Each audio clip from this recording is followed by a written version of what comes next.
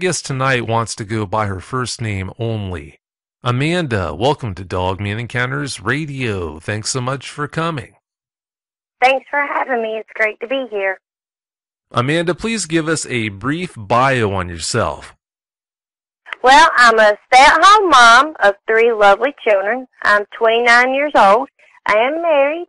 I do write books. Some have been published, poems and stuff. But really, I just like going outdoors, taking photos, and living the outdoor life. Sounds like a good life to me. You told me in the pre-interview about a book you want to write about dogmen. What can you tell us about that book? Well, honestly, it's not going to be about any encounters that people have had. It's going to be more of accurate research, if there actually is accurate research. I don't want to make it a hearsay book. I actually want to make it a true documentary of a wolfman, with footprints, if possible, accurate sightings, what they look like, exactly, not people just guessing, having to go back and remember what they look like, try to get verifiable proof of what they actually look like. If I can help in any way, please do let me know, because I'd be glad to. Okay, great. Thank you.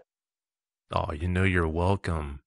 One thing we've been talking about, we've had a couple of, I guess, what you could consider to be pre-interviews. One thing that's become pretty clear is how rattled you still are at this point as a result of having that encounter that you had that one night. Mm-hmm. What can you tell us about what it's like to deal with having an encounter like that, whether we're talking about maybe the week after you have that encounter compared to years later? Well, honestly, Vic, till this day, I still keep my curtains completely closed at night, and I do not go outside by myself at nighttime unless I have to. Even then, I am very nervous, but I'm always wondering if there's somebody watching me, and not human either. So that's kind of the feeling that I still have to this day. Yeah, life can be enough of a challenge without having to worry about things like that. When you're walking down the street at night, even if it's a person that's watching you with ill intent, that can be bad enough, but when you know things like dogmen are out there and you're worried about them coming into the picture, that just makes it that much worse. Before we got started with this interview, you told me about how uncomfortable these thoughts are making you, and that's totally understandable. Let's face the facts here. You're talking about something that happened to you that's the most traumatic thing that ever has happened to you, and it's got to be the most traumatic thing that ever will happen to you. And the fact that you actually are coming on the show and doing it with the intent of helping people by trying to put information out there that might shed light on this for people who have had encounters just like you, I can't tell you how much I appreciate that. That says a lot about you. Well, Vic, these things are out there. Half of the people believe it, half of them don't. Some of them have seen it, some of them haven't. And people need to know and actually pay attention to what dangers or what animals are actually in the woods.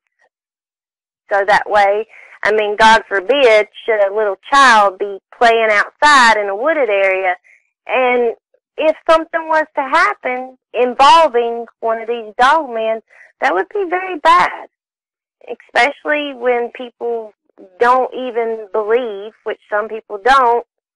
A lot of bad things could happen from something like that, and people need to be aware. Oh, there's no doubt about that. It really makes me nervous when I think about how many times people go out into the wilderness and have picnics, they camp, they hike, and have no clue what's around them. Who knows how many times they're being watched by dogmen that are just feet away, and they've got no clue about that. Having said that, let's dive right into the details of your encounter. Please give us every last detail that comes to mind. Okay. Well, it was the fall of '99. It was maybe October or November. I was in 8th grade. It was real chilly that day. We lived up in the foothills in North Carolina. Some of you may know it, some of you may not. It's Stokes County, North Carolina. About 20 minutes from Virginia. Real wooded area, very dense, hill, rolling, hollows. When you actually talk about the wilderness, it's the wilderness. Got natural waterfalls and all kinds of things like that. My family, my grandparents, my mother and father, my uncle, we all lived on a family farm, basically. And it wasn't your normal farm with cows or chickens and stuff. We had goats and cats and other little things like that. It was real nice. Everything was real nice. It was calm. You didn't hear sirens or cars revving up and down the road. It was a really nice country life. Now, that being said, it is in the country. So, there was about 400 acres of land all around us that were wooded. Us having 10 acres of land in that particular area, we cleared, I would say, maybe 7 acres, and it was completely cleared off, flattened. My grandpa took the tractor through there. I took the four-wheeler. We pulled them trees out one by one, got them stumps up, and then everybody got their houses in there. So everything was flat, clear. The grass had finally grew back. It was green as it could be. It was beautiful. Well, keep in mind, obviously, there's 400 acres of wood, so there is a wood line, a very major wood line. My house and my uncle's house was at the very front of the road. I would say, imagine a triangle. That was the shape of the land, with my grandmother's house being at the very back. And my house and my uncle's house being at the very front. Basically, if you had a triangle, each house was on a point. My grandma's would be at the top. Mine and my uncle's would be at the bottom. So we were closest to the road. She could open her back door. She was probably about 100 feet from the wood line. Now, every day after school, I would go down there with my grandpa and just chill. My parents worked in High Point, which is about 60 miles from where we lived, so they never got home till late. And I would always go down there and eat dinner, and I walked down there. It was probably about the length of a football field is probably how far there was in between our houses. So we wasn't on top of each other. We actually all had a really big yard. And I'd walk down there all the time, day, night, and nothing ever bothered me. Well, this one week, I walked down there, like normal, but I got to feeling kind of strange, I remember, this one week. I'd sit at the table, it just felt like somebody kept staring at me. But there was nobody ever there. Nobody was looking at me. And I figured, well, maybe my sisters are up at our house staring at the window, trying to see if they can see me or something. Maybe that's what it is. But nobody ever done anything. So one night, my parents were already home, and I went down to my grandma's. And I was sitting there talking to my grandpa, and I kept noticing there was a shadow running kind of, if it's nighttime, and you have a big light outside, and it's shining kind of on your house. When somebody walks up under it, you can kind of see movement in the light, so you can kind of tell that somebody or a dog or something is near the light. I kept seeing that type of image, but, we have goats, dogs, cats. I figured it was just that, nothing out of the ordinary. I finished my supper, decided I was going to go home. So I walked out the door, and as soon as I walked out the door, I opened it up, and my grandma always had a bell on the chain to her door. She said so it was so she could hear people come in the door, which obviously there was no problem because it was very loud. And even though that bell was in my ear, and that was in my right ear. And on my left ear, I could hear this massive running and rustling in the leaves, like something or somebody was running through the leaves.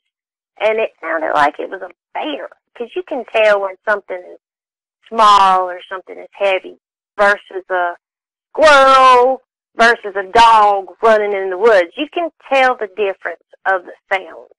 And I walked out probably about 5 feet, and I still heard it. It's like it was run, stop, get quiet, and run a little bit again, rustle around, and I'm like, nope.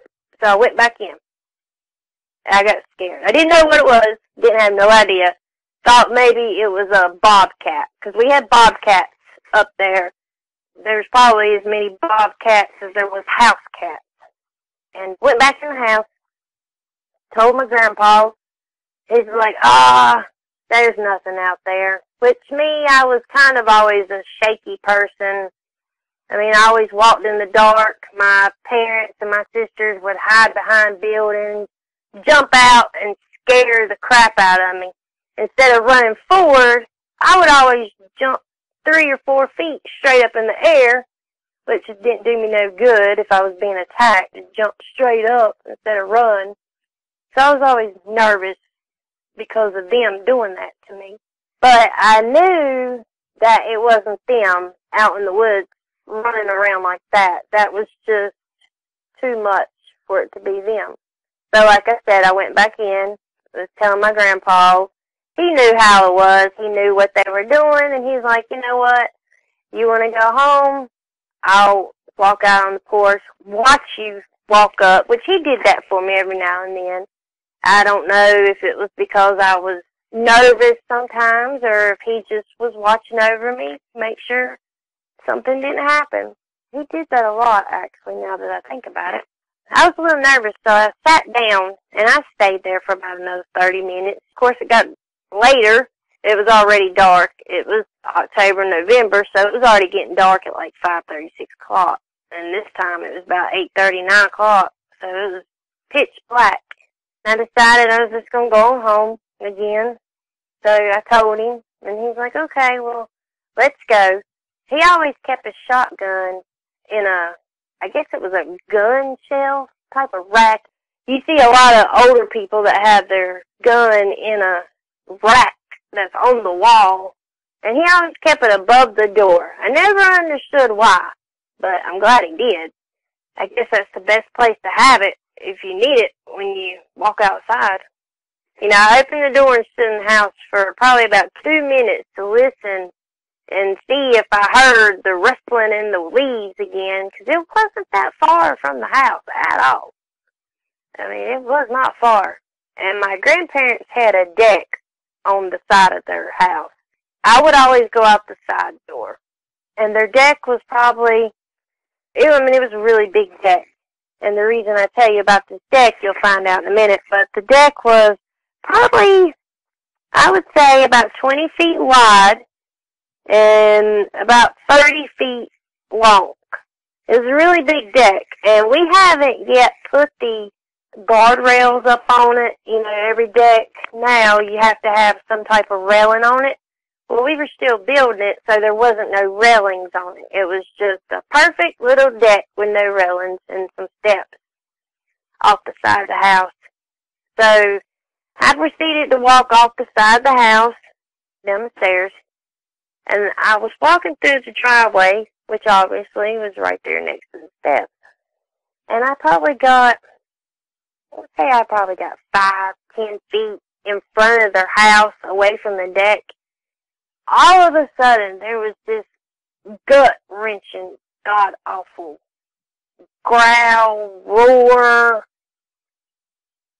I don't really know how to explain it. It was just horrific, loud. If you've ever heard kids bumping their radios going down the road, and if you're right there, you feel the vibration vibrate in your guts and your heart and lungs and everything in your chest, you could actually feel that type of vibration in your chest, in your body. and it was just like, ugh, when it let out this horrific, I don't know if it was a growl or a roar. I have no idea what it was. Right at the same moment, it was kind of like right in the same moment, you hear the growl. My grandpa hollers, run! And, you know, his gun is right there above the door, which I said I never knew why, but it's good that he did. I looked back, I didn't see nothing, and I just took off running, and my grandpa started shooting, and I didn't know what he was shooting at. Didn't know what it was. Didn't know if it was a bear, a dog, but I was running to the house. We had a sliding glass door, and I was running so fast, which honestly, if anything wanted me, it probably could have got me. But I was running so fast, I didn't even open the glass door, actually run into it. So I was in a hurry, but sometimes when you're in a hurry, you're in too much of a hurry, so you actually end up taking more time to do something if you wasn't in the hurry. It was one of them moments I was having, trying to get in the door. And I run straight into the house, didn't say nothing to nobody, run straight back to my room, opened my door, sat in my closet, and did not come out until the next morning when it was daylight. We didn't have a phone. There was no way I could call my grandpa to see if he was okay, to ask him what it was, just to even check on him. I had no idea what was going on, what was going to happen. I didn't tell my parents. Obviously, there was something out there that was pretty big, obviously scary, because just the roar of it scared the hell out of me. And I could not find out nothing until 7 o'clock the next morning. That was the longest night of my life I have ever had. And I seriously doubt I'll ever have a night like that again, which I hope I don't. But the next morning, my mom always left at like 5 o'clock in the morning. And I was really nervous because I stayed up all night. I could not sleep. I was worried that whatever that was would come to my house. You know, we had a sliding glass door. Obviously, something, bears, or they have no problem breaking windows, so I'm sure whatever that was wouldn't have a problem. I didn't know if maybe it picked my scent up and maybe was going to follow me, and that worried me the most. That was the most troubled thought I had, that it picked my scent up and that it might be looking for me. So I sat in my closet. I heard my mother leave. She had one of them loud trucks, so I heard her leave. And I did open my door, and when I say I didn't come out all night, I didn't, but I actually came out probably 2 or 3 times to use the restroom. But I guarantee you nobody saw me come out. It was quick. But, yeah, I waited until she left. I did open the door and look and see what time it was, and it was 6 o'clock. And I remember thinking to myself, okay, just 1 hour to go. Well, it was time for school, so I was in my closet. So I just got dressed in my closet. And I actually went to school that day, which was very weird. I remember now I went to school that day, and I was very nervous, thinking, you know, what had happened. But the school was only like a mile down the road from my house. And the weirdest thing was, I remember leaving school early. I guess you could say I skipped class. But I had a good reason. That was a really good reason. I didn't tell anybody where I was going. And obviously it's a rural community. So I started walking down the road away from the school. And then I got to thinking to myself, I'm walking home. And this is all wooded area. And I'm walking home. What am I doing? And then I remember telling myself, well, it's daylight. If it's a bear or something, I can see it. But luckily, somebody ended up picking me up. It was one of my friend's dads or something. I told him I was just sick. I wanted to go home. So luckily that happened. Well, I told them just to drop me off at the house, and they did. So I went in, threw my stuff down. I remember staring at my grandparents' house. And I didn't see anything. I figured if something would have happened, there would have been cops, which I listened for the night before. I didn't hear anything. I decided I was going to go down there. I was really nervous about going down there. You just don't never know. So many things was crossing in my head. I didn't know if something had got him, drug him back in the house, still was in the house. You just don't ever know. So I walked down there. It was the longest walk of my life, too. And I remember the blinds were open. I was trying to look in when I got closer. I seen my grandma walking around, acting like she was all normal and stuff. So I was like, okay, great. So I walked in. She said, hey. My grandpa was sitting in his chair, and he looked at me, and when he looked at me, he had the biggest eyes. I've never seen his eyes look the way they did. And we just locked eyes. We knew what we were getting ready to talk about. And he got up. He didn't even let me finish sitting down. He got up and motioned for me to come outside. And it had been raining a couple of days before that. And in our yard, there was all grass except for right around the porch where we had just built. Obviously, we had to dig a bunch of holes to put the footings in. And it was all red mud, too. So it was really muddy. He took me out to the porch, and he showed me some footprints. Now, these footprints were really odd. I've never seen any footprints, and I'm not a footprint expert either. But these footprints looked very weird, and I've Googled them in my older years and actually found some that resembled it, but I didn't take a picture. I should have. It was back in the day before cell phones become popular and the cameras weren't cheap. They were still using the 35 millimeter cameras that were like $100 with the film roll. So I didn't get a picture. I didn't get a cast, which I don't think I could have with it being muddy on the porch, because the footprints were actually across the porch, like it had jumped up on the porch, but just at the very corner of the porch.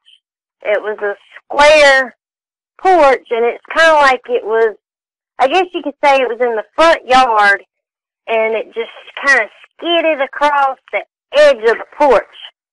And I think there was like 3 to 5 footprints. I'm not really sure now. It's been that long ago.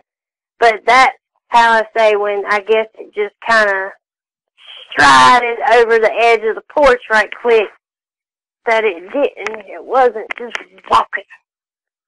And they were very odd.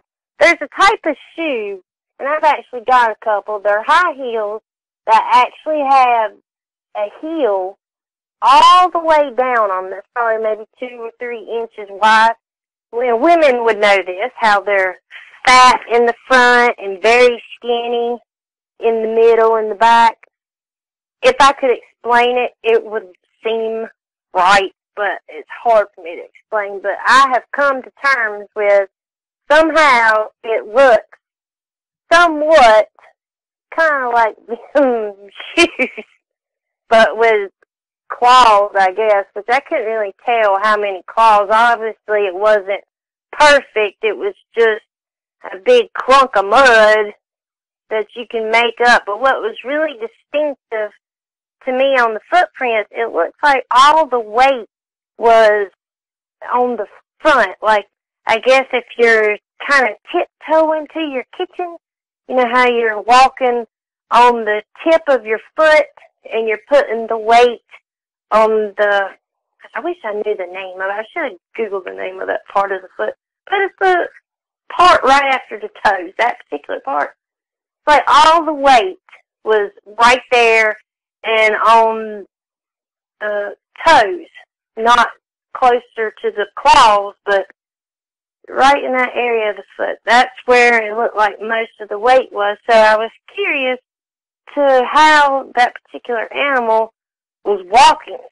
And my grandpa was even talking about, when we were looking at it, he was talking about the weight distribution and how it could have made it. And I looked up and asked him, did you see it? At first he didn't answer me, like I said. And then he just kind of was standing there. And I could tell by the way he was looking that he did, but he didn't really want to answer me. And I wasn't sure at first if it was because he was scared, he didn't believe it, he wasn't sure what it was he seen. I didn't know what was going through his head, honestly. I didn't ask. He just sit there and shook his head for a minute. I'm like, well, what was it? Was it a bear? And he's like, that's not a bear print.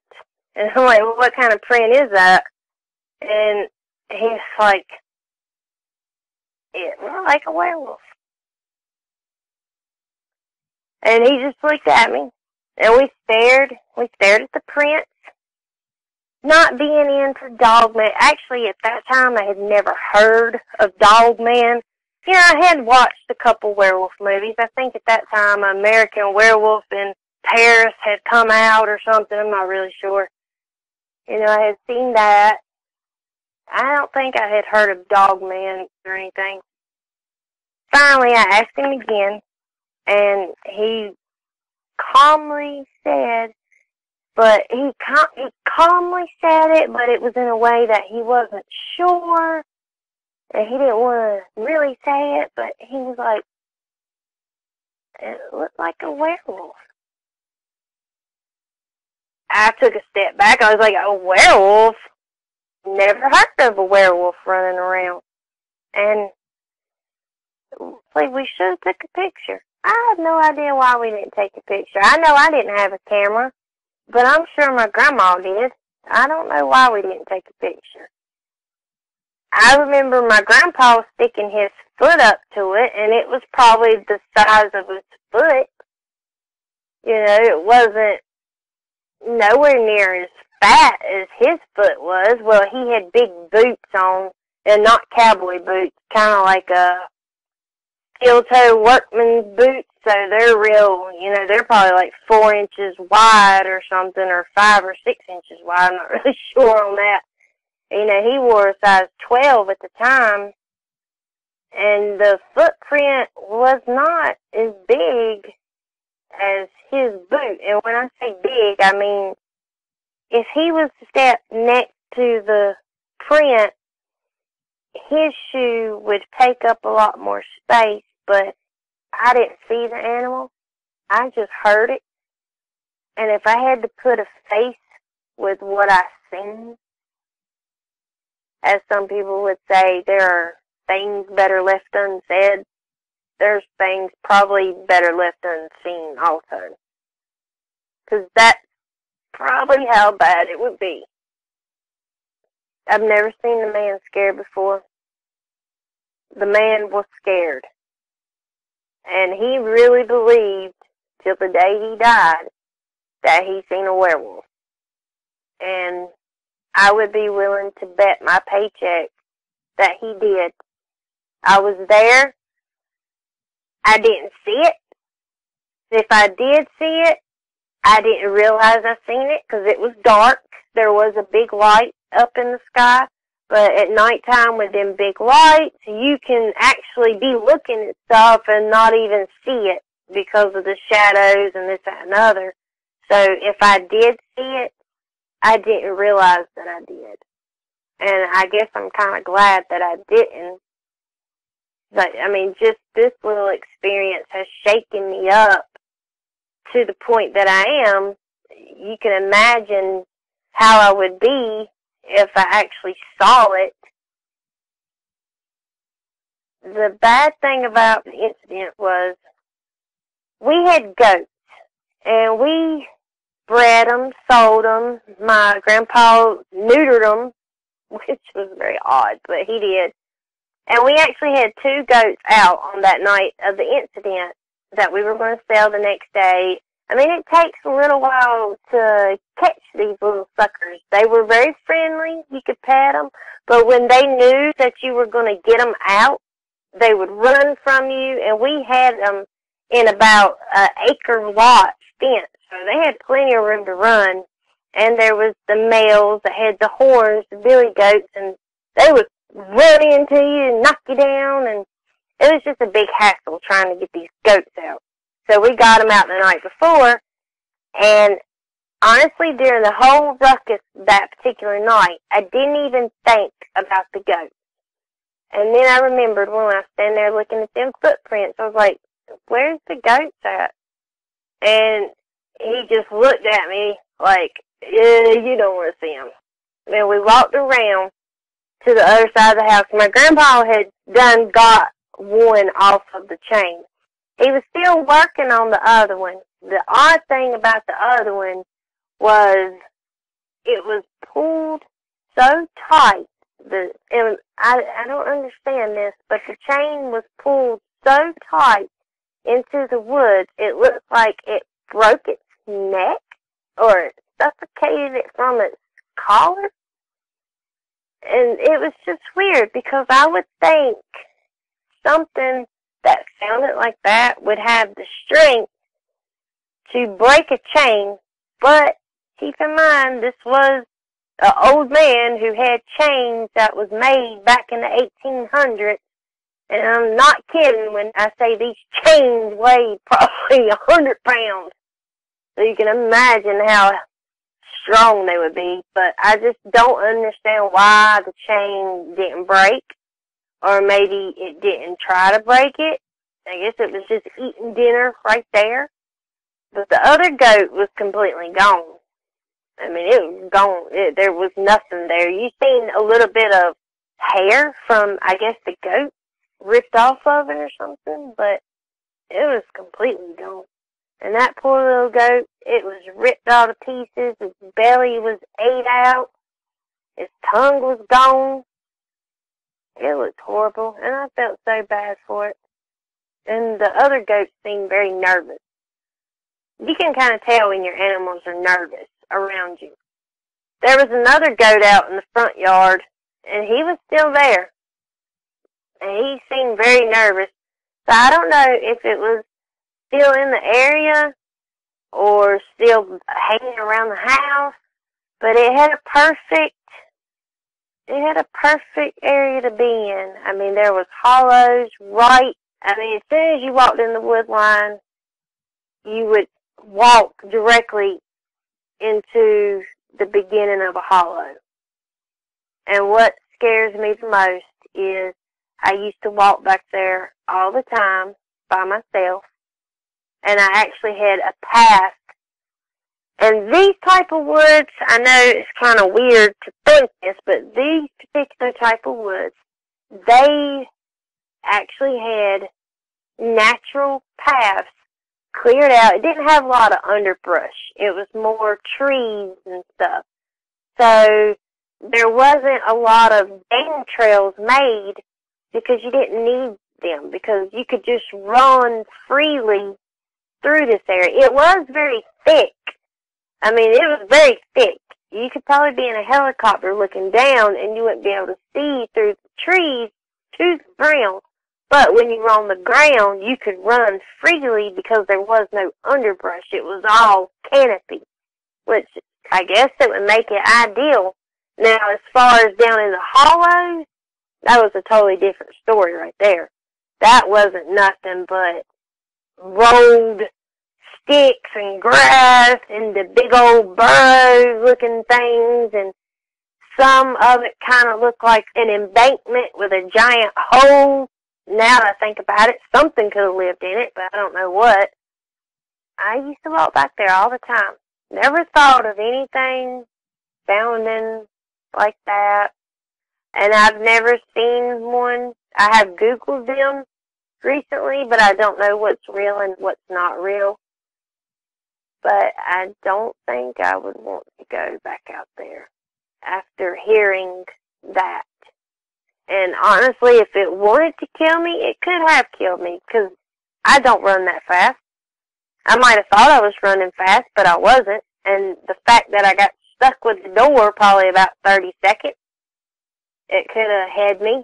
And, I had to run probably, obviously, the distance was about a football field. So I got kind of tired, so I was not running fast the whole time. And yeah, I did glance behind me once or twice to make sure nothing was chasing me, and nothing was, but I didn't know that. You know, it could have been jumping around on the top of houses or buildings or whatever. I didn't know. I was worried. I know this might sound crazy, but they say bears have the best smell in the world, and my closet was actually on an outside wall, and if it wanted to, it could probably just stuff its hands right through the vinyl side and grab me. That did cross my mind. I was having a bunch of crazy thoughts that night.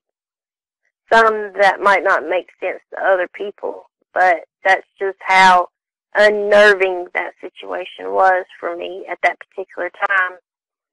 It's still very scary.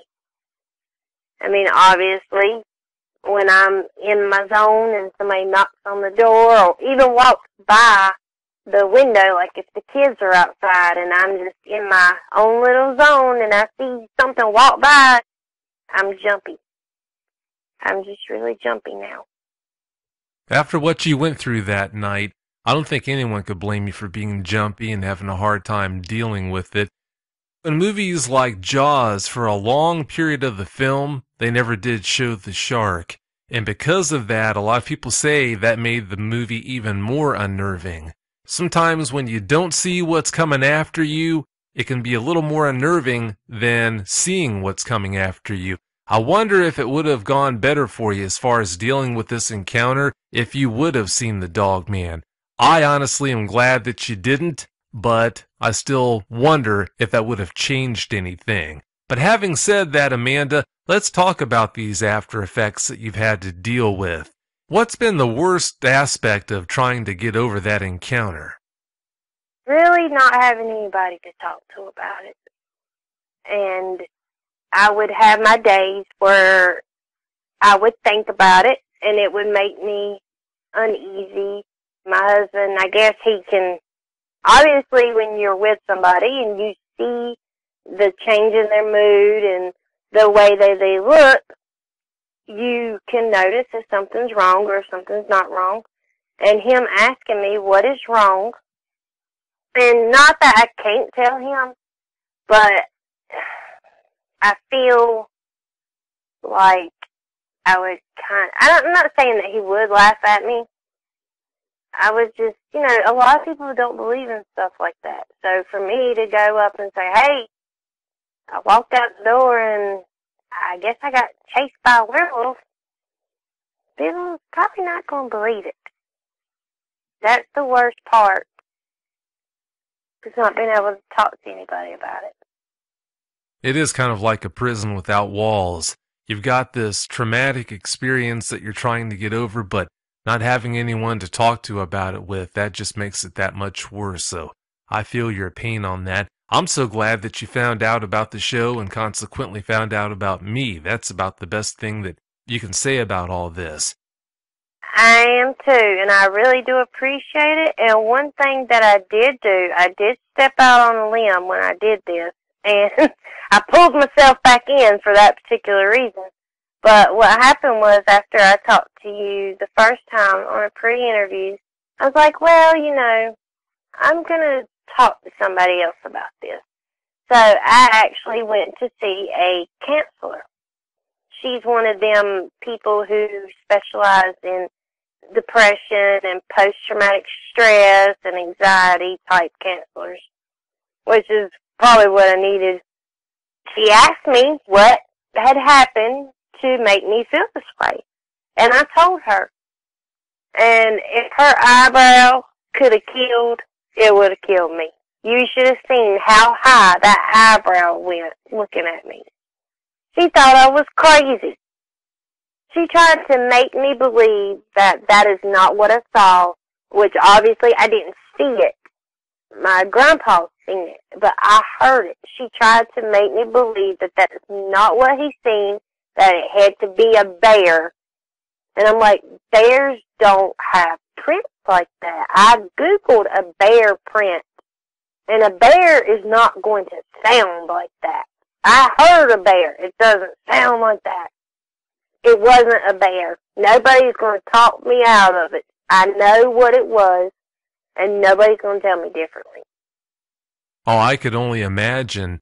After having done this for a while, it's amazing how many different scenarios I've been exposed to where eyewitnesses will share about their experience trying to get over something like this encounter they had, and they'll tell me about this happened and that happened. Well, if it's of any comfort, I know how misery loves company. If it's of any comfort, there was another eyewitness who, after speaking with me, spoke to a psychologist in his area. Unfortunately, after the eyewitness had been telling the psychologist about his encounter for a few moments, this psychologist stopped him in his tracks and said, "I'm sorry, but you need to see a different type of psychologist." And basically, this psychologist was referring him to someone who specialized in psychosis.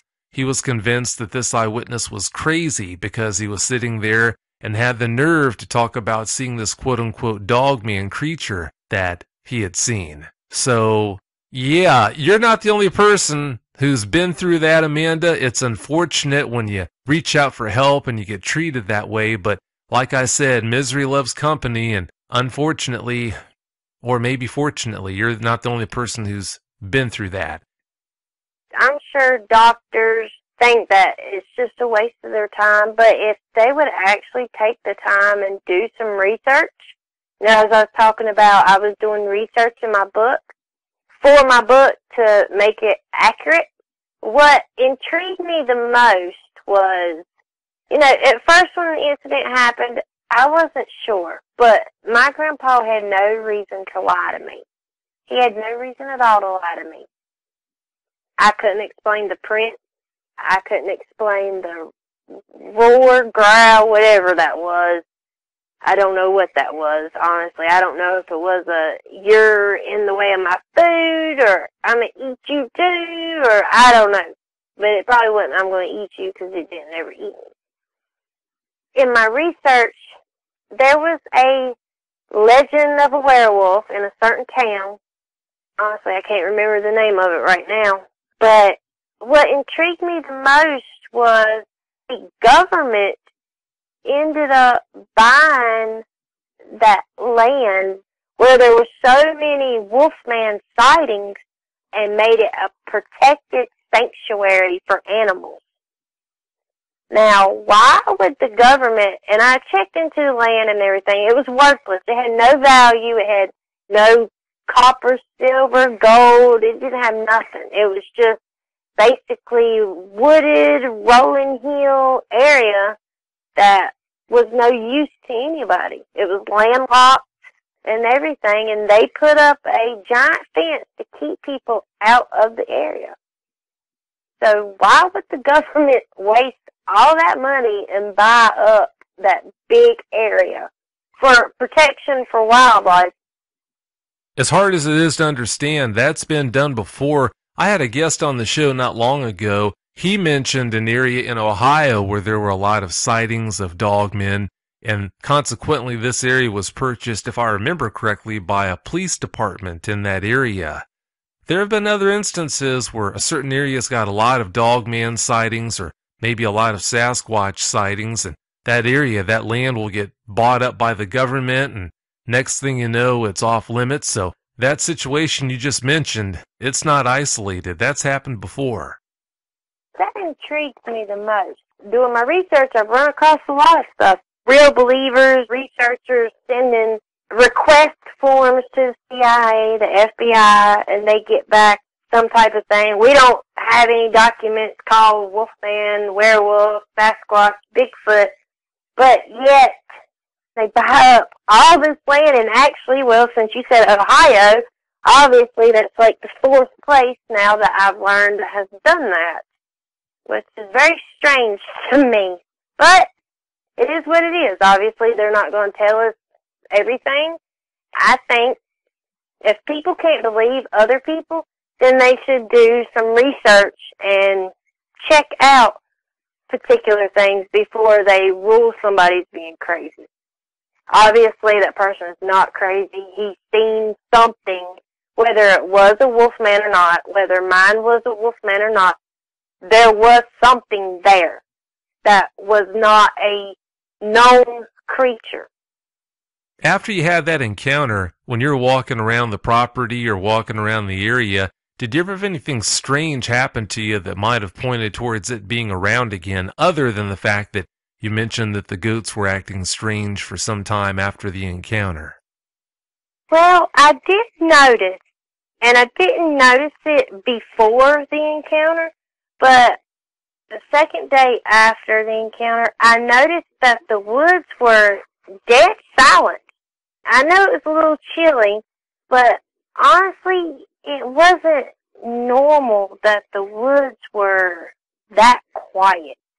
I mean, usually you would hear squirrels rustling around in the leaves or something going on, but it was just an eerie, dead feeling, like everything was scared or dead and gone. Everything was just gone. Any type of wildlife that was there, and there was plenty squirrels, chipmunks, birds. You can hear birds chirping all the time. Everybody says birds migrate south, but sometimes we got some weird birds because there's plenty of them that stay here and start chirping at 12 o'clock at night. They got their days and nights mixed up, I guess. But everything was dead silent. And I stood there for probably a good 5 minutes and was just examining stuff, looking around to see if maybe there was any dead bodies of little animals. I never found any. I never found any signs of fighting or anything. I looked for any indication of anything being through the area that I was in, and there didn't look like nothing had kicked up the leaves, which hearing that roar, I figured me walking on leaves, I'm not going to really disturb the ground. You're not really going to be able to tell with me just slowly walking through there. Now, if I was running, like running for my life or running and kicking at the leaves and stuff, yeah, you would be able to tell I've been through there, but you couldn't tell the way that I was walking. And I figured something that sounded like that would disturb some type of area, but I never seen anything disturbed, which I thought was very odd, because there used to be animals, even bobcats. You know, you could tell when a bobcat had been in the area through feces and what they ate and the sounds and all that, but everything was gone, which was really creepy. Yeah, it sounds like it must have been awfully creepy. Well, it's about time to wrap this show up, Amanda. Do you have any closing comments you'd like to share? I would just like to say to people to be aware of your surroundings, especially when you are out doing a family event, whether it's camping, kayaking, canoeing, hiking. You know, just be aware of your surroundings, because you never know. We hear about a couple people getting attacked, but you don't really hear about people being killed. And honestly, I think it's because when somebody gets killed, they're probably the only person there, so nobody really knows and just assumes it's a bear. But that's my own personal opinion. But I just say be careful. You never know what's going to happen. Obviously, it's a wild animal. You don't know what it's going to do. And just try to watch out, especially for your children. And just mainly be aware of what's out there. And that's really all I got to say about that. Doing this interview has not been easy for you. I know that, and I appreciate that. I can't tell you how much I appreciate the fact that you were still willing to come on the show, share the details of your encounter, trying to help people. That means a lot, and like I said, thanks again so much for doing that. You're welcome. Thanks for having me. Thanks again so much for being here. You have yourself a great night. You too. Thank you. Thanks. Bye. Bye. If you've had a dogman encounter and you'd like to speak with me about it, whether in private or on the show, you can reach me at contact@dogmanencounters.com. I'd love to hear from you.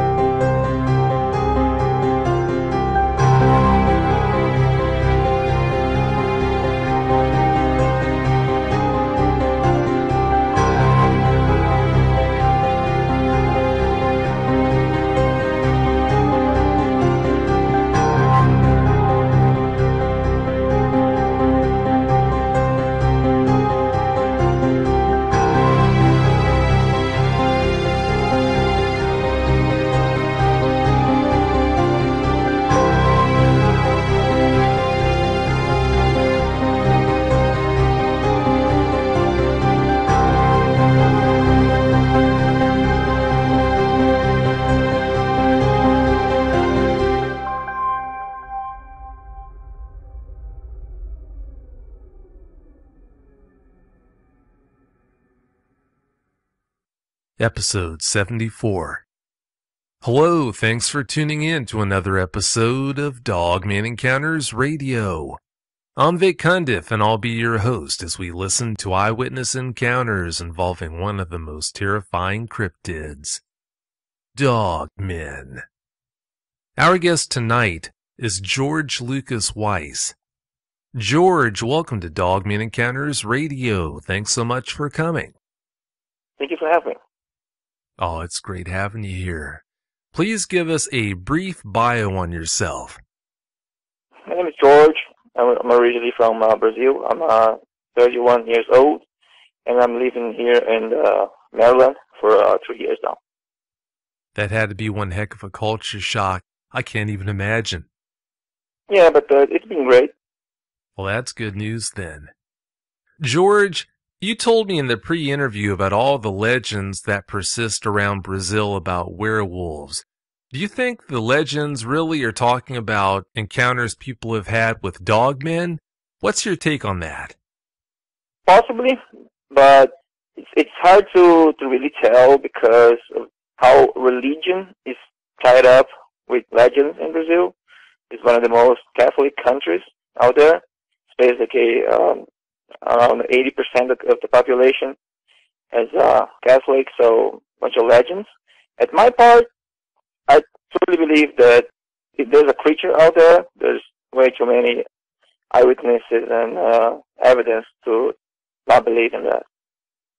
You know what they say, where there's smoke, there's usually fire. With all the legends that you were telling me about that are coming from that area, it sure does make you wonder. As far as the legends go, there are various names that you're telling me about various kinds of werewolves that are supposed to have lived in that area and to this day supposedly still do. The first one that comes to mind I was hoping you could tell us about is, I think it's pronounced the Luisal? Yes, that was he's a kind of a native of the Indians. They're called the Guarani. Most of our legends that we have today come from them. The native word that was lost with time, it is more of a wrong way to say the Spanish word for wolfman, which is lobizón, or in Portuguese we say lobisomem. That legend is more like this is sort of a god, of an entity, supposed to be something more like of the Green Reaper. Is a creature that lives in cemeteries. They say that it's the seventh son, the male. If you have seventh son is they're all male. The seventh son will turn into a Louison. And there's a creature that lives in cemeteries, a creature that eats rotten meat, roadkill, and stuff like that. And one of the features, and it stinks. One of the things. That's basically the legend that the natives have. As far as it goes as to how it looks, it's not like the description of the Wolfman. It's more like that werewolf in the Harry Potter movies, or like skinny, sick-looking creature like that. You said it was, for the most part, hairless, but are almost all these werewolves, or all of these werewolves, supposed to go around bipedally, or do some of these go around on all fours, supposedly? Most of them go around on all fours, but they do stand up and they walk around with two legs. And most of the descriptions, they have really long legs. The front paws are really long. They run is a weird, not like a dog will run naturally. Most reports of dogmen, they do report the arms being longer than the legs when they're seen on all fours. That gives them kind of a slope back appearance, so that does fit. Of all these werewolves you were going over and talking about the characteristics of each one, there's one in particular you're telling me about called, I think it's pronounced, the Gritador. Could you tell us about that one? Because I'm sure the listeners will understand why, at least in my opinion, that seems like the creepiest one. Oh yeah, the Gritador basically means the screamer or the howler.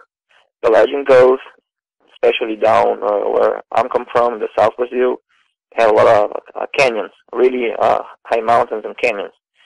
People say that if you're camping outside, if you go hiking in the middle of the night, you will hear this terrible scream, like a woman scream right in the middle of the night, and this like reverberates in the canyons. Supposedly, you should not answer back. If you answer back, the creature will come and then you go missing. Bad things happen. Phew.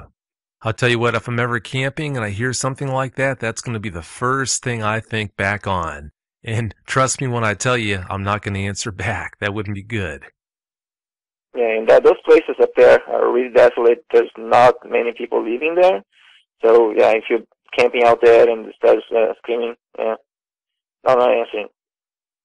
As far as the Gritador goes, I definitely got the impression that it supposedly has different characteristics than the other types of alleged werewolves that you mentioned. As far as other werewolf legends, like I think you said it's pronounced the Sado, do they have different characteristics? What's the story on them? One of the legends we have, the werewolf, is that, like I said, the Louison is more the indigenous part, but that part of the sons persists in most of our legends. So it says that the seventh son of a family, the seven men, will turn into a werewolf. And when it turns, it's interesting that it's not really on the full moon. It's more like on a new moon, they say. And the person has to run either 7 churches in the city, or run around the city on the 7 corners, or run through 7 cemeteries, graveyards in the city. And that's called a fado, which means in English more like a burden. It's like a cursed person, in air quotes, have to perform every night as he transforms. And it's always like a pack of dogs running around it, because it says that dogs really don't like this creature. It'd be easy to pass all these legends off as being tall tales, but considering the fact that you had your own encounter, when you think about the details of that encounter, sure makes it pretty hard to think of it that way. Having said all that, let's get right into the details of your encounter. Actually, you know what? Before you do tell us about what happened to you, can you give us an idea of what the layout is like in that area where you had that encounter? The city I was in is the capital of our state. The whole city kind of sits in a bowl, so there's mountains all around it, and we have a big lake that is on the other side of the city. And where I was living is right on the foot of one of those mountains. The forest back in Brazil is not like here. Around this time of year, you can see far into the forest. You see there's only the trees. They don't have any brush on the ground. But there, a really thick forest. You really can't go through the woods there without a machete. I used to live like right up against the mountain. Back up the house and going up the mountain, there's a bunch of woods, and if you go over that mountain to the other side, it turns into fields, and those fields go all the way. If you kept going, they'll end up in Uruguay. So it sounds like if anything like that lived right there in that region, it would have plenty of room to roam then. Yeah, there's open fields and hills up and down with really not many people living there because one of the main economies of the state used to be cattle. There was a bunch of cattle roaming free, and so there's a bunch of fields and places to hide. If the jungle there is that thick, anything could be back in there and you wouldn't even know it. It could be just feet inside the line there and never be seen. So that I'm clear, you said you lived right at the base of the mountain. Does that mean that you were living right pretty much at the edge of where the trees stand? Or are you maybe some distance away from that tree line? Or I should say more accurately, were you? The house, it was, I would say, 200 meters up that road. That road is straight up the mountain. So if you go up that road, once it ends, it's all jungle up there. The mountain is all jungle.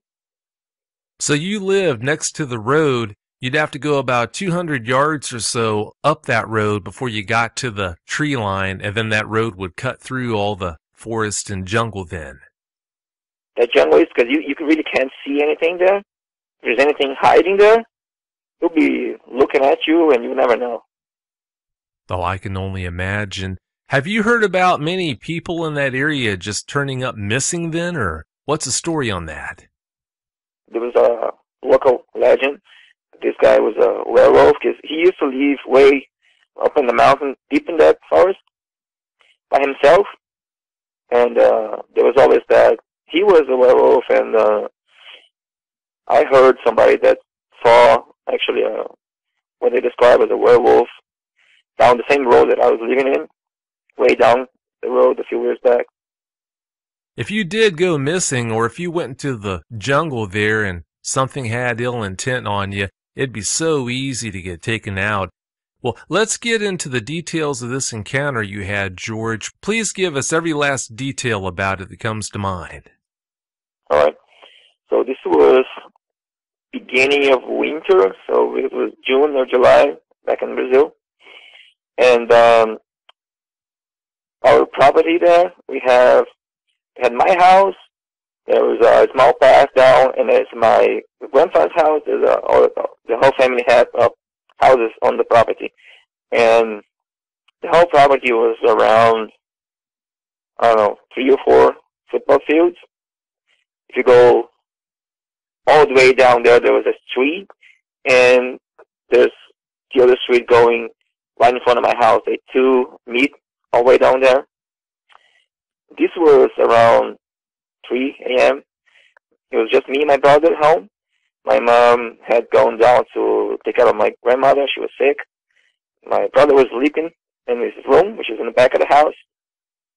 I was in the living room watching movies, and I heard all the way down there in the village, the dogs went crazy. I didn't think much of it because there's a lot of stray dogs out there. Sometimes when the female is not ready to reproduce, she goes around and there's like 20 dogs just following her everywhere, barking and everything. But you could clearly hear that the sound was coming my direction, like there was something walking in the street, and the dog, as it passed in front of the houses, the dogs were trying to attack it. So a few minutes later, I heard somebody walking in the path between the both houses, and at first I thought it was someone that was trying to break into the house. That was unfortunately wasn't that difficult to happen. And my first reaction was stop and listen, because it was bipedal. It was somebody walking in 2 feet. Outside is hard-packed earth, but there's a little bit of gravel on top of it. So you can clearly hear anyone walking anywhere around the house. So I could hear those steps coming up the path on the side of the house and stopping right in front of the door. Because our house, there was two doors. There was a door in the living room, and I was sitting facing the door, and then looking to my right, there was the kitchen door. The house was set on the slope, so the right side of the house where the kitchen is and the living room, where the bedroom where my brother was living, stood high up on the ground. Like my brother's bedroom window, it was much higher than me. I'm 6'2", and the kitchen door was high on the ground too. So if I'm standing outside down there, the kitchen door, the bottom of the kitchen door is the same height as my head. So we have a little land right outside the kitchen door and a few steps going down. So what I thought was a person at the time stopped right in front of the door. I was paying attention already because of that, but all of a sudden there was this growl outside the door, and it was loud. I was looking to YouTube, trying to find anything that come close, and as much as I can explain, it sounded like a wolf, angry wolf. It didn't bark anything. I can say it wasn't no dog, because the sound was coming from the height of the door. I could tell the sound was coming higher from the ground. Like it had to be taller than me. The sound was coming like in the middle of the door, so I'm 6'2". That thing had to be 7 foot at least. And the ground was thick.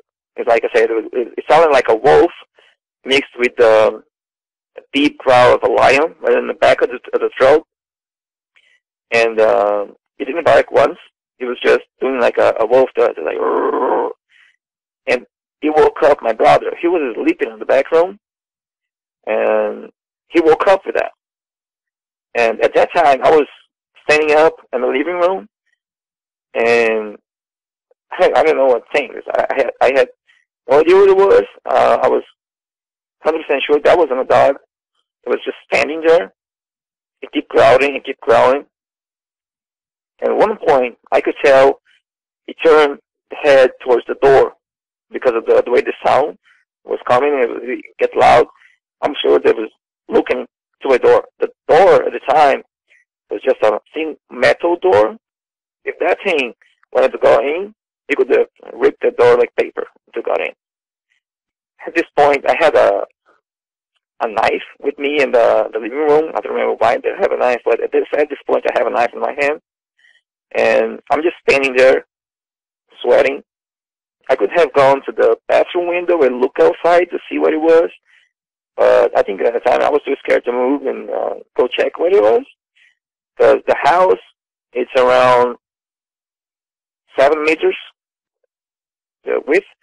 So I was in the living room one side, and the kitchen door is on the other side. So this thing was around, I don't know, 8.5, 9 meters away from me, outside. At this point, there was no dogs barking. It was quiet. There was only the sound of this thing. That took like a minute, just growling loud and deep. All of a sudden, you can hear stepping outside. I heard somebody explaining, like when a person walks, you can hear the heel, and then the whole foot goes down like. And this was not. It was just like one, like a paw stepping on the ground. And I'm sure this thing was heavy, and it sounds like somebody with boots was just stomping on the floor. After those moments, the thing just took off running, and it ran down the rest of the path and outside in that road that goes right in front of my house, and went down to meet with the other road that was coming before. And all the dogs started to barking again in that direction where the thing was going down. So I could hear dogs barking as the thing went all the way down that street until all the way there's a main road up there. And I went to my father's bedroom, and he was stiff in bed. He was awake.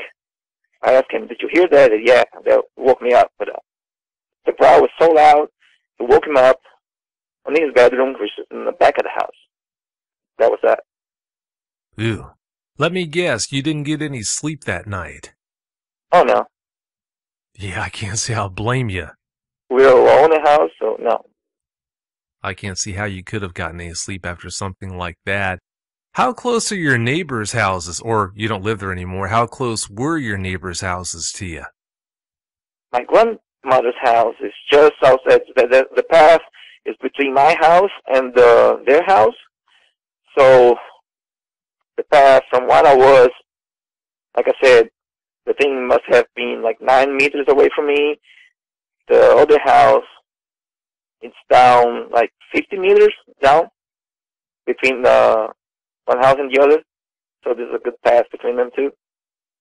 So it sounds like the neighbors' houses weren't exactly right up against yours, but they weren't all that far away.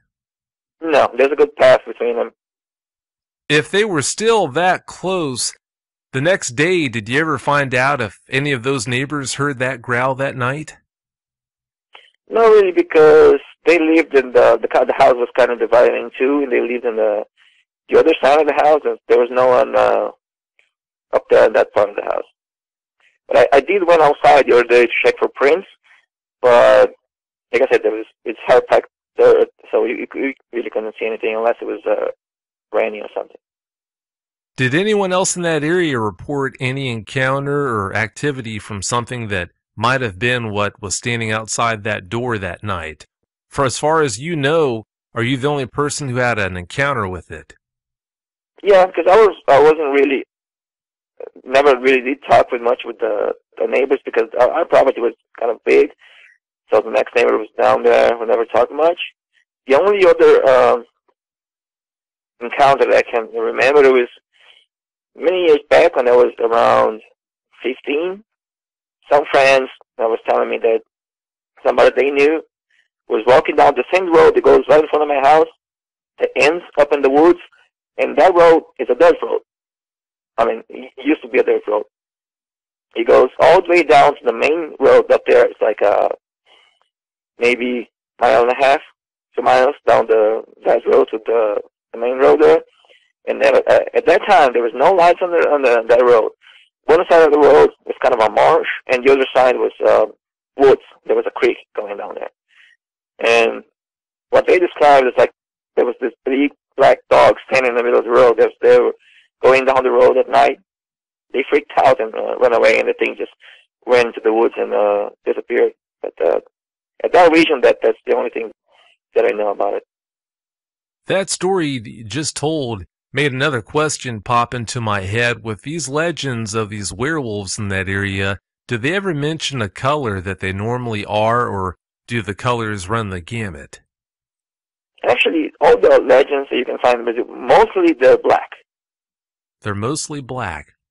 Yeah, most of the legends you can find are black. Most dogmen are reported as being black. We have that video on YouTube. I don't know how credible that is. There's one video that was filmed back there in Brazil, where there's a supposedly dogman back in somebody's backyard. And they left a camera rolling, and you can clearly see there's a black kind of creature moving around all fours on the backyard. You know what? I saw that when that first was released. It's pretty freaky looking. If you saw that, if you looked out a window, or even worse, if you were outside and ran into something like that, it would be a guaranteed Charmin moment, because that thing just doesn't look right. It doesn't look like a prototypical dogman, although dogmen have so many different looks, but I can't recall ever hearing about a dogman looking like that. It looks more like some kind of a man-wolf to me, but who knows what's going on with that thing. If you haven't checked it out, I'll see if I can't dig up a link to that video and post it on YouTube. I can't guarantee that I'll find a link to it, so no promises on that. Before this encounter happened to you, George, what was your take on all these legends? Did you look at them as being made up, or did you look at them as maybe having some truth to them? I can say there was half skeptical, because I always believed in Bigfoot. I know that there's many things out there that we don't know about it. With so many witnesses and a bunch of footprints and stuff like that they have, and many of those people that come forth and tell their story, they have nothing to gain. You know, there's people that will end up being ridiculed because of that. So, you know, I don't see what the reason for somebody to do that. So it's got to be some truth to that. Well, that goes back to the whole where there's smoke, there's normally fire idea. Something that you told me about in the pre-interview that kind of caught me by surprise is the fact that you said over there news stations cover alleged werewolf attacks with a uncommon regularity. What can you tell us about that? This is more in the North Brazil. There's many small cities that we don't have that many big cities up there, small rural communities, and almost all those communities have small TV stations, radio stations. It's fairly common to come across, especially on YouTube, if you're looking for werewolves in Brazil or something like that, you come across videos of they going to people's houses. There's one that I can recall right now. There was this werewolf or a dogman running around the city for a couple of nights. And people were actually freaking out. They went to the TV. They went out for it was actually a witch hunt out there. The people were just with flashlights and things like that running around at night trying to find this thing. And a bunch of stories like that. You know, people walking around at night and just this thing just run by across the street, this black thing. The TV stations that they do report, radio stations, TV stations. About 2-3 months ago, there was this long-legged looking werewolf subject that was on a YouTube video. It was all over the place. It was all over Facebook. Is that the supposed werewolf that was running around in the town at night that you were just talking about? The one that I was talking about just a few years ago, I know what you're talking about. I saw that picture. The problem with that is that every time that they would show up in Facebook or somebody would post it, it was supposed to be in a different city. But it was reported in a TV show, in the news, that there was somebody, I think, was in their window, and they heard the noise of the dogs barking, and then they took a picture of it. It's like a cream color werewolf creature walking around in 2 legs, a tail, right in front of a post lamp in the street. The first time I saw that, I had a good stare. I wasn't sure what in the world to make of it. It sure doesn't look like any dogman I've ever seen.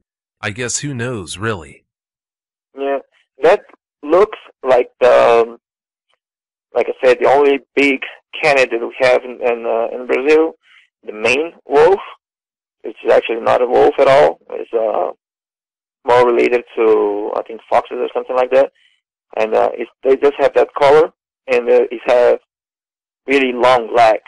The creature it's kind of a weird creature, but it's the only big canid that we have back in Brazil. You described it to me in the pre-interview. You said that it had really long legs, almost like a deer, if I remember correctly. Yeah, I was watching a video, and the lady was describing this thing to have a head of a fox and the legs of a deer and kind of a body of a wolf. It's got it is called the maned wolf because he got like a mane. It runs across its back and connects to this bushy tail in the back. It's always cream colored, and the paws are black. Doesn't sound like anything I'd want to run into out in the bush, but I guess once I have a look at it, I'll have a better idea on that. In the pre-interview, George, you were telling me about how your grandmother and a friend's grandfather would tell you about werewolves, stories about them. Can you share any of those stories with us? My grandma, she was part native, so she used to make natural medicine for people and things like that. She was there was people go to there for that, and she had a bunch of supernatural stories, ghosts and stuff like that. And one of my favorites always was this about a werewolf that she encountered. When she was a young girl, she used to live and work in this family's house. As she was telling me, the man in the house had a really weird behavior. Full moon night or something like that, he would just go out and didn't come back until morning or something like that. And she was aware of the legend, and she was concerned. So one night, it was full moon, the guy went out, and she was cooking. And the house was made of, it's all planks of wood, so it had this big gaps between the wood, so you could see outside.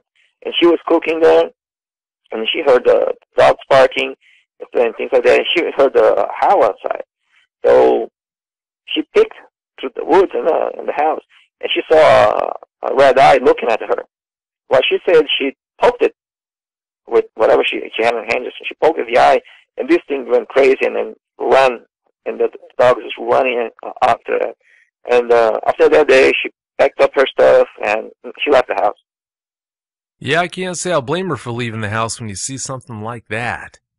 Yeah, and my friend's grandfather, she was telling me this, that he had twin brother, and they were about, I think, 22 years old, so it was quite some time ago.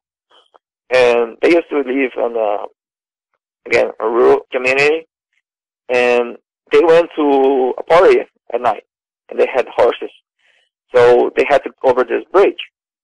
So when they went, everything was fine. They went, and there was late at night. They were coming back. As they go and get close to the bridge, the horses just stop, and they don't want to go over the bridge. No way. So they jump out of the horses and try to pull the horses to go through the over the bridge. And the horses just took off. They didn't want to go over the bridge. No way. So they had nothing to do. They had to walk home. As they tried to cross the bridge, this huge black dog with red eyes just walked from under the bridge in front of them. And I don't think he saw them, but he went down the path, and they kind of followed for a bit. And then when he turned around, they saw the red eyes. They ran. And I think she was telling me that this happened more than once on that spot, that bridge. Another thing that my grandmother used to say is where she lived in a mountain. There was this road that goes through this small neighborhood down there up the mountain. And there was this point in the road. There's this huge tree, let's say. The tree is still there. And there was a creature that would stand there at night. And people trying to go through that spot, and this creature would just stand behind the tree and like peeking around the tree and growling and kind of not letting people go through, and people just turn around and go back. This is two things that she told me. I've been through that spot several times. It's like there is a big tree. It's like I think it is a pine tree. It's a really wide tree. You can hide behind the tree, no problem. Ooh, if that's true, sounds like a good area to stay away from to me. Yeah. And Yeah. I wouldn't go up there at night. Yeah, that wouldn't be a good place to hang out, that's for sure. From your area, the Mapinguari, I think it's pronounced, is that supposed to be a dog man, or if not, what's it supposed to be? That is another legend from the Guarani Indians. That's actually way up there in the Amazon forest. Most of the legends and creatures of the natives is nature spirit. It's supposed to be a big hairy man, much more like the Bigfoot type creature. It's like really much taller than the man. It's really strong, and it got no neck on it. It supposedly has its mouth on its chest. And the most impressive thing about it is the smell. It said there's things you can smell that thing in the forest when it's coming from very far away. If it's supposedly got a mouth on its chest, that's a pretty tall order there, but oh well. Well, it's about time to wrap the show up, George. Do you have any closing comments you'd like to share? Yeah, if you have any encounters with the dog man, Rick's here, you can talk to him. Don't go look at these things. I haven't seen it. I just heard it. For what I heard, really close to me, I didn't want to come across and actually see it. That's why I never went and looked out of the window, because once you've seen it, you can't unseen that. Isn't that the truth?